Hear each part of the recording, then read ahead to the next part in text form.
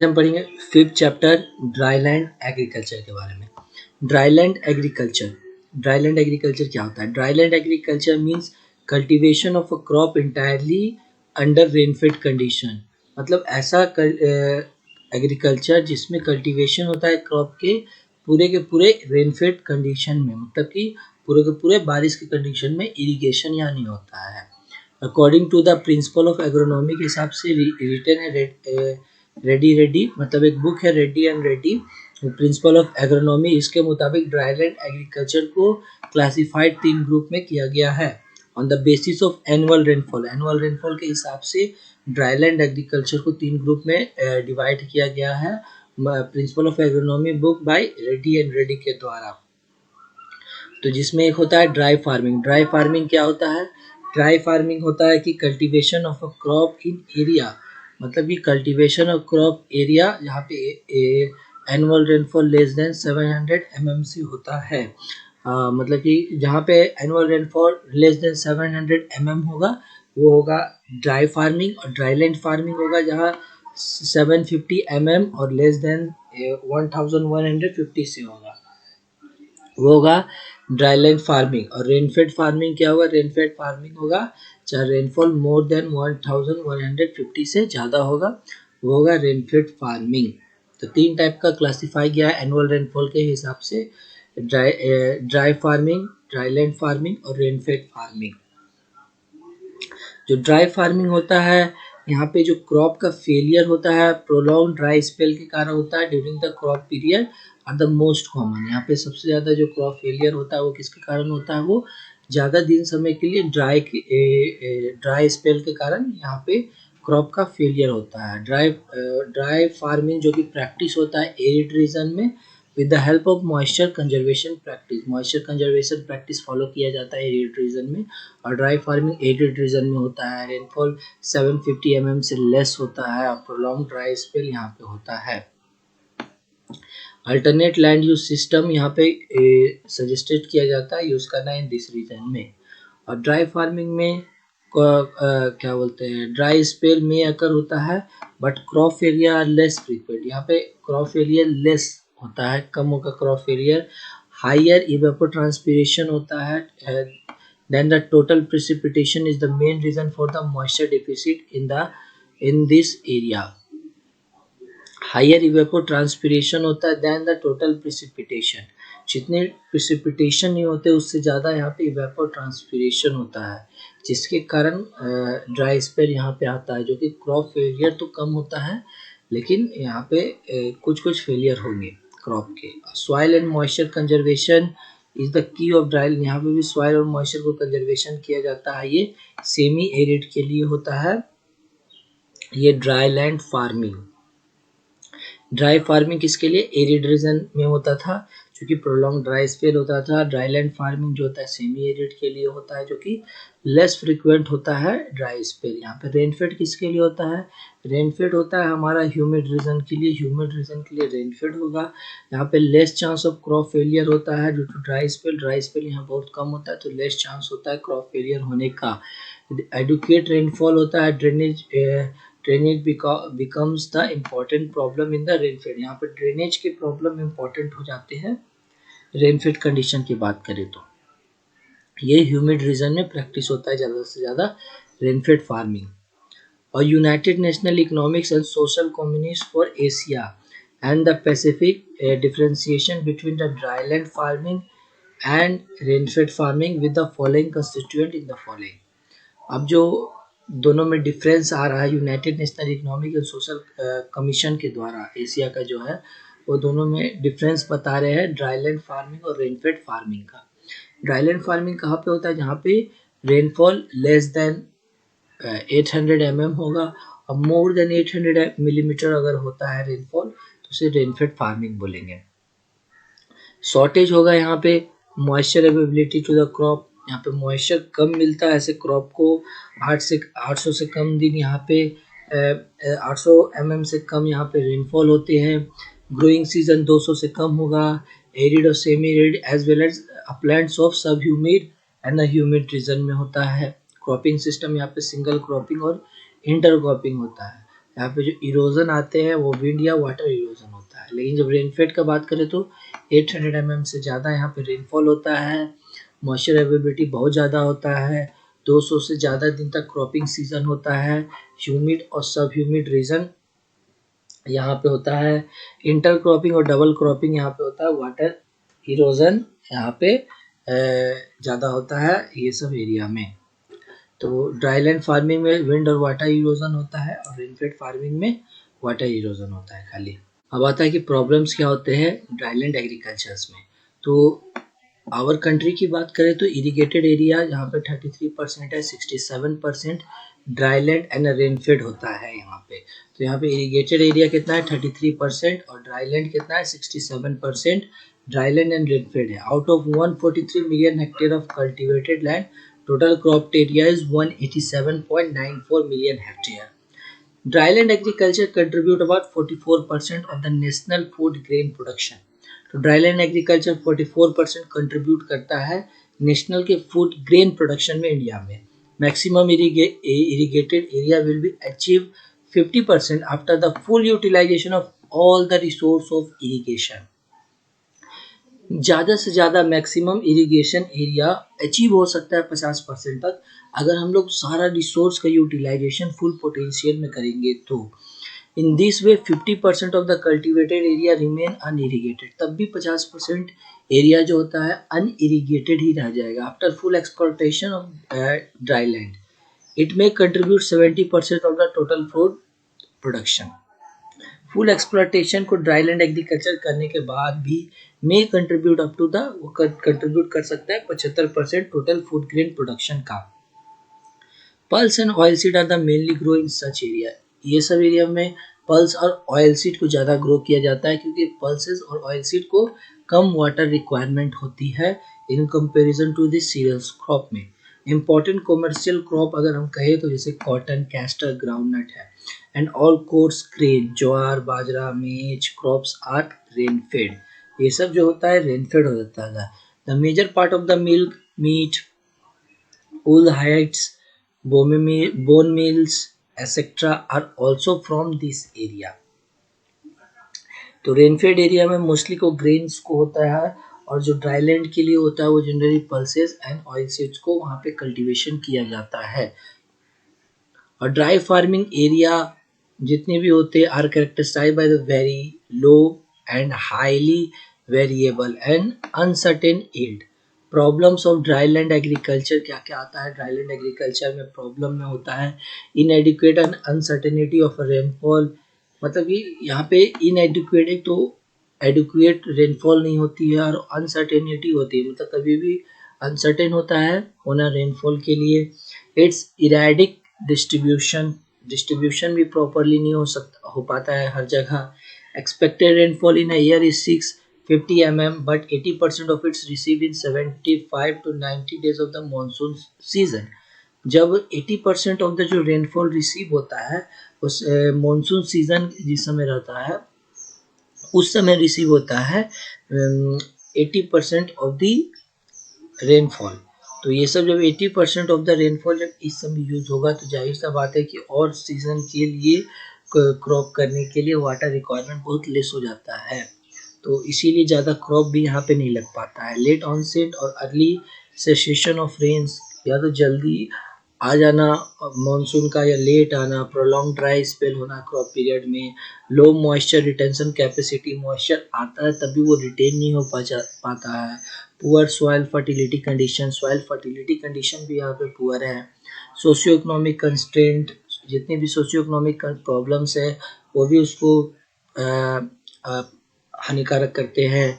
Because of predominant small and marginal farmers के कारण 54% of the holding is less than 1 hectare. Small and marginal farmer जो कि 54% of the holding is less than 1 hectare, 54% holding जो less than 1 hectare है। और ये सब जो प्रॉब्लम्स आती है इसके कारण एग्रीकल्चर में प्रॉब्लम्स होती है ड्राईलैंड एग्रीकल्चर में।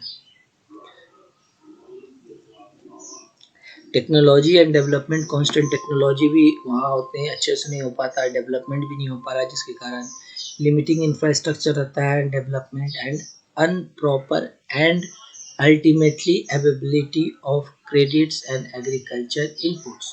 There are three types of agriculture possible in dryland area. तीन टाइप का एग्रीकल्चर पॉसिबल होता है ड्राईलैंड एरिया में, crop production, animal husbandry with pasture management के साथ और एग्रो फॉरेस्ट्री। ड्राउट और एग्रीकल्चर ड्राउट क्या होता है? इंडियन मेट्रोलॉजिकल डिपार्टमेंट यहाँ पुनः डिफाइंस। देखिए अभी इंडियन मेट्रोलॉजिकल डिपार्टमेंट की बात करें तो ये सबसे पहले कोलकाता में स्टैब्लिश हुआ था, लेकिन अभी जब इंडियन मेट्रोलॉजिकल डिपार्टमेंट की बात करें तो ये दिल्ली पे, पुणे नहीं है, ये दिल्ली पे Indian meteorological department Delhi define करता है ड्राउट को, कि ड्राउट एक ऐसा सिचुएशन होता है एरिया में जहाँ पे इन एन ईयर, एक साल में जहाँ annual rainfall less than 75% of the normal से अगर 75% से कम हो रहा है तो उसके हम ड्राउट बोलेंगे कि इस एरिया में ड्राउट है। अगर नॉर्मल से 50% रेनफॉल कम हो जा रहा है तब हम उसे बोलेंगे सीवियर ड्राउट है। तो नॉर्मल ड्राउट कब होगा? जब 75% से कम होगा रेनफॉल, और जब 50% से कम हो जाएगा तब हम बोलेंगे severe droughts. However agriculture drought को हम लोग बोलते हैं is the moisture deficit which result when amount of water available in the soil is not sufficient to meet the demand of potential evapotranspiration। और एग्रीकल्चर ड्राउट तब बोलेंगे जबकि जितनी मॉइस्चर सॉइल में है वो इवेपोट्रांसपिरेशन का रिक्वायरमेंट को फुलफिल नहीं कर पा रहा है, तब हम बोलेंगे agriculture drought. Area where drought has occurred in 20% of the year during the period are considered a drought area। ऐसे एरिया जहाँ पे साल के 20% दिन अगर वहाँ पे ड्राई स्पेल रहता है तो उससे कहेंगे ड्राउट एरिया कंसीडर करेंगे। और जहाँ पे एरिया जहाँ 40% तक साल में ड्राउट एरिया ड्राई स्पेल रहेगा उसे क्रॉनिक ड्राउट एरिया कहेंगे। तो इसमें क्या है ड्राउट एरिया? सबसे पहले ड्राउट किसको बोलते हैं? ड्राउट ऐसी जगह को बोलते हैं जहाँ 75% से कम रेनफॉल होता है, और अगर 50% से कम रेनफॉल होगा तो उसे सीवियर ड्राउट बोलेंगे। और एग्रीकल्चर ड्राउट होता है जो पोटेंशियल इवेपोट्रांसपिरेशन को फुलफिल नहीं कर पाता है सॉइल मॉइस्चर, तब होगा एग्रीकल्चर ड्राउट के बारे में। फिर क्या होता है ड्राउट 20% ऑफ द एरिया में, जहाँ साल के 20% एरिया 20% दिन अगर ड्राई स्पेल में रहा तो उसे हम कहेंगे ड्राउट एरिया, और 40% रहा तो क्रॉनिक ड्राउट एरिया में। अभी दो गो है कि international cooperation institute for semi arid tropic कहाँ एस्टैब्लिश है? ये एस्टैब्लिश है हैदराबाद में, जो कि एस्टैब्लिश हुआ था अक्टूबर 11, 1972 में। और international centre for agriculture research in dry area ये एलेपो में है, सीरिया में, 1977 में ये एस्टैब्लिश हुआ था, 1977। अब मॉइस्चर अवेलेबिलिटी इंडेक्स क्या है? ये रेशियो है बिटवीन रेनफॉल के at 50% probability level to potential evapotranspiration. तो रेनफॉल 50% प्रोबेबिलिटी और पोटेंशियल इवेपोट्रांसपिरेशन का रेशियो है मॉइस्चर अवेलेबिलिटी इंडेक्स। और एरिडिटी इंडेक्स क्या है? एरिडिटी इंडेक्स है water deficit upon potential evapotranspiration into 100, तब ये एरिडिटी इंडेक्स रहेगा। ये कई बार क्वेश्चन ऐसे आते हैं कि एरिडिटी इंडेक्स क्या क्या होता है, मॉइस्चर अवेलेबिलिटी इंडेक्स क्या होता है, तो ये इंपॉर्टेंट है। तो मॉइस्चर डिफिसिट इंडेक्स क्या होता है? मॉइस्चर डिफिसिट इंडेक्स होता है precipitation minus potential evapotranspiration upon potential evapotranspiration into 100। और थॉर्नवेट मॉइस्चर इंडेक्स क्या है? थॉर्नवेट मॉइस्चर इंडेक्स है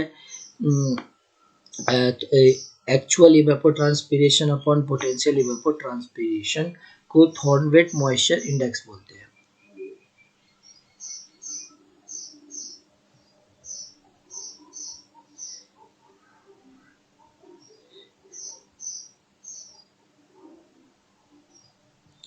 फिर आता है crop adaptation for dry growing condition. Dry growing condition के लिए क्रॉप क्या क्या एडेप्टेशन लेते हैं, मतलब ड्राई एरिया में क्रॉप क्या क्या चीज़ करते हैं जिससे वो एडेप्ट हो सकते हैं। तो दो टाइप का होता है, एक तो होता है कि ड्राउट रेजिस्टेंस होता है, मतलब कि कोई क्रॉप अगर ड्राउट से रेजिस्टेंस है वो उसमें वो आराम से सर्वाइव कर जाएगा। और दूसरा होता है स्केपिंग ड्राउट, मतलब वो ड्राउट को कैसे स्केप करते हैं, इसके मतलब क्या, पहला होता है इम्फेफेरल ड्राउट। इम्फेमेरल्स ड्राउट वो ड्राउट होते हैं जैसे कि पूरे साल अगर ड्राई स्पेल चल रहा है लेकिन 2 महीना उसे रेन मिला, तो जिस समय उसे रेन मिला उस समय वो क्रॉप ग्रो हो जाएगा। फिर जैसे ही वो ड्राउट पीरियड स्टार्ट होगा वो अपने रेस्ट पीरियड में चला जाएगा। जैसे कोई सीड रहा तो वो रेस्ट पीरियड में रहेगा, उससे जो शॉर्ट पीरियड में जो वो ग्रो हो जाता है जिस समय उसे अवेलेबल रहता है रेनफॉल्स की या अच्छा क्लाइमेटिक कंडीशन मिलेगा उस समय वो ग्रो होगा। बाकी अपने पूरे साल के पीरियड में वो रेस्ट पीरियड में रहेगा।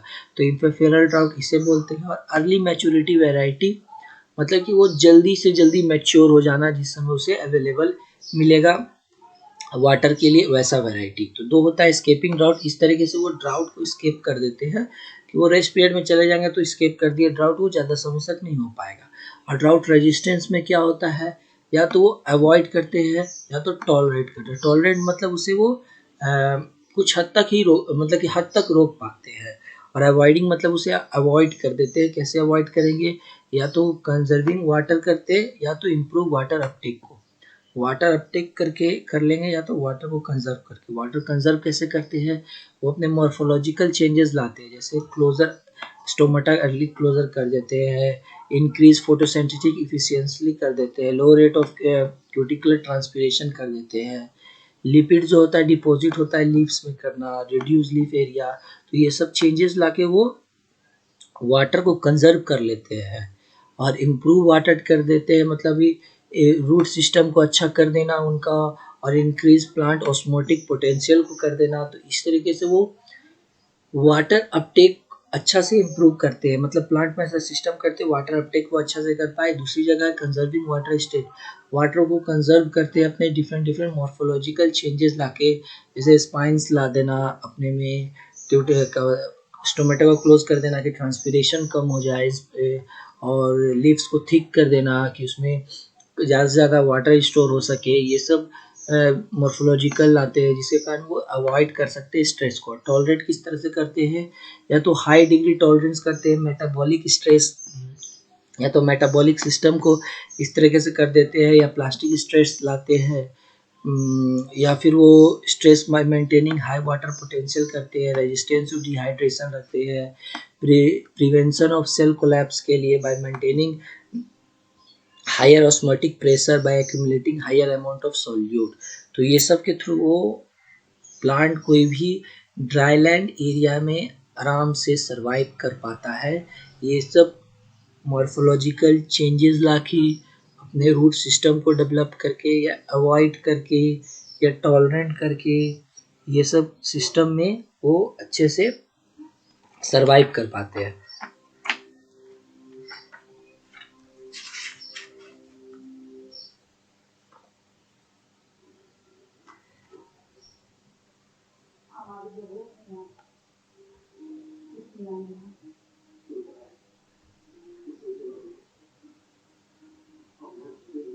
शेड मैनेजमेंट क्या होता है या वाटर शेड क्या होता है, इसमें हम लोग जानेंगे। तो वाटर शेड मैनेजमेंट मीन्स होता है कि एरिया होता है whose run off drains to a common point, जिसका मतलब कि जहाँ पे रन ऑफ एक जगह पे कॉमन पॉइंट में आके एक्यूमुलेट होते हैं इन द रिवर या फिर कोई वाटर पूल्स में। वाटर सेट को डिफाइन किया जा सकता है कि वाटर सेट क्या होता है। एक नेचुरल यूनिट ऑफ लैंड होता है, एक लैंड होता है natural unit of land whose runoff collect and flow out of area through a single common outlet into a river or other water bodies। तो वाटर शेड एक तरह से वो एरिया होता है जहाँ पे सारा छोटे छोटे नदी हो या छोटे छोटे पानी का एरिया का सारा वाटर आगे एक्यूमुलेट होता है, और ये वाटर से ट्रेन आउट होके कुछ एक्स्ट्रा एग्रीकल्चर में हो या और सब चीज में यूज किया जाता है।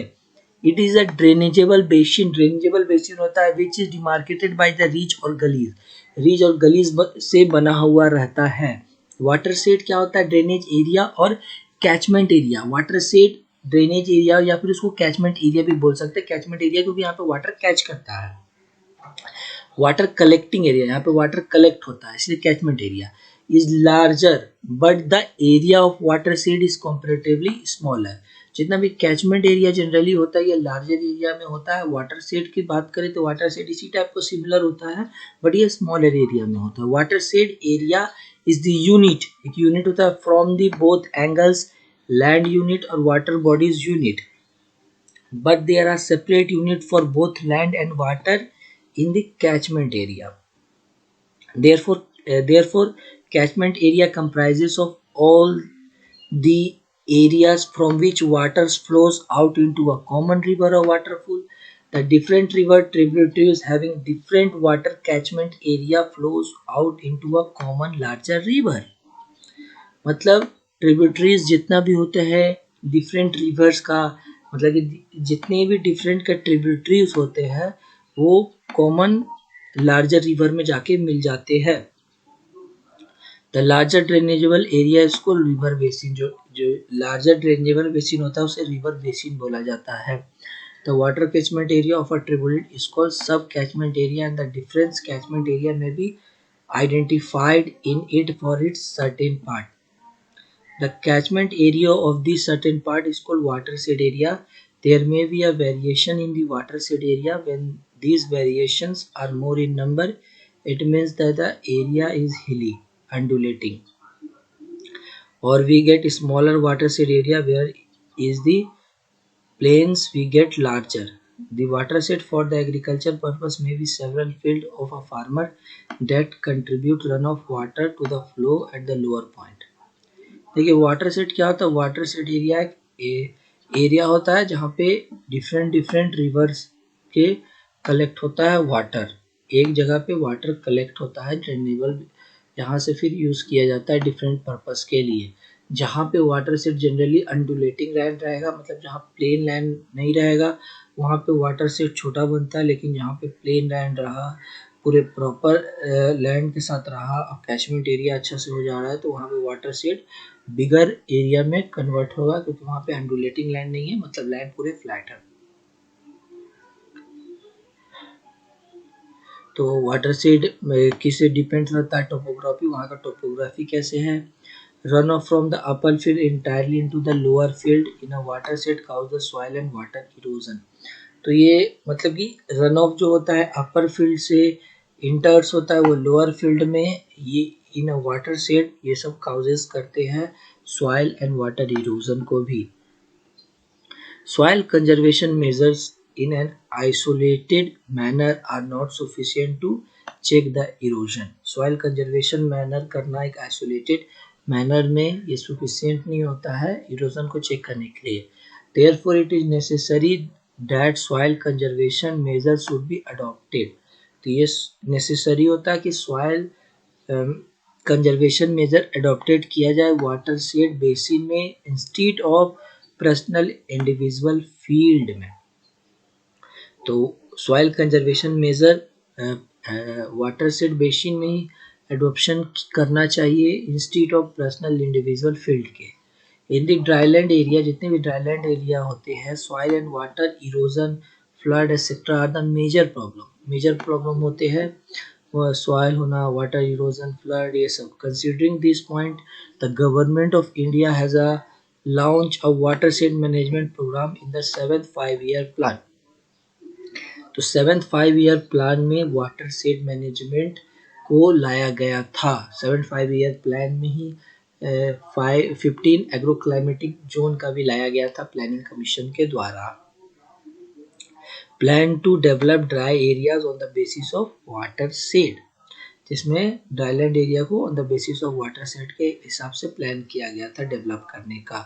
For soil and water conservation major, watershed is demarcated into sub watershed and micro watershed. तो micro watershed are the basic for the planning and execution. In the beginning, there were planned to develop 4,000 watershed in different agroclimatic region. Starting में 4,000 watershed बनाने का planning था different agroclimatic region में। The department of agriculture provide किया था fund for the programme and the responsibility कि उसे देखना, वाटरशेड को 47 वाटरशेड मैनेजमेंट प्रोग्राम को देखना, इवेलुएट करना, initiate in a different state दिया गया था ICAR को। This programme was accelerated in 1983 when World Bank gave the assistance into the development of watershed management programme ये सबको फॉलो करता है फ्यूचर में। Soil and water conservation measures लाता है। Soil and water conservation measure on watershed basis include all those measures which are effective in preventing or dealing the movement of soil and rocks particle।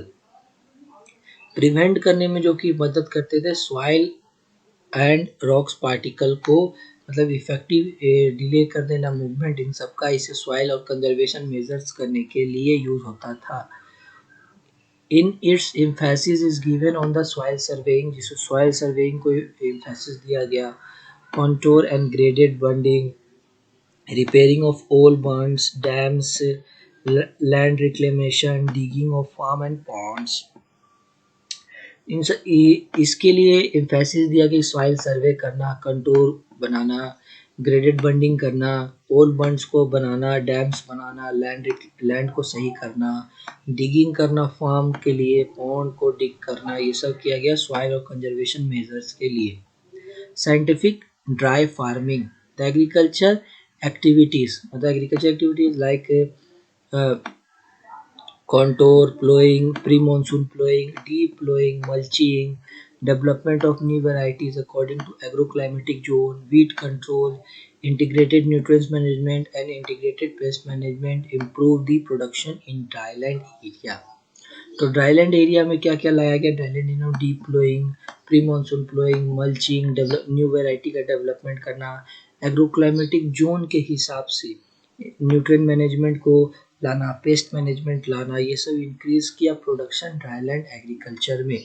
तो scientific farming करने लगे लोग, scientific dry farming लाया गया, soil and water conservation measures लाया गया, फिर forestry and development of pasture किया गया, animal husbandry and development of dairy, proper animal husbandry, artificial insemination, economic assistant milk के लिए, प्रोडक्शन कोऑपरेटिव सोसाइटी और एक्सट्रैक्टर, ये सब चीज़ को अडॉप्ट किया गया। और वाटर शेड मैनेजमेंट का ऑब्जेक्टिव क्या क्या था? ऑब्जेक्टिव था कि प्रोटेक्ट करना, कंजर्व करना, इम्प्रूव करना लैंड रिसोर्स को कि इफेक्टिव एंड सस्टेन प्रोडक्शन दे सके। तो प्रोटेक्ट करना, इन्हेंस करना वाटर रिसोर्स को प्रोटेक्ट भी करना, इन्हेंस भी करना, moderate flood and reducing up of tank, increase irrigation and conserve rain water for crop and thus mitigates droughts, to utilize the natural local resource for improving agriculture and allied occupation or industries so as to improve socio-economic condition of the local resident के लिए।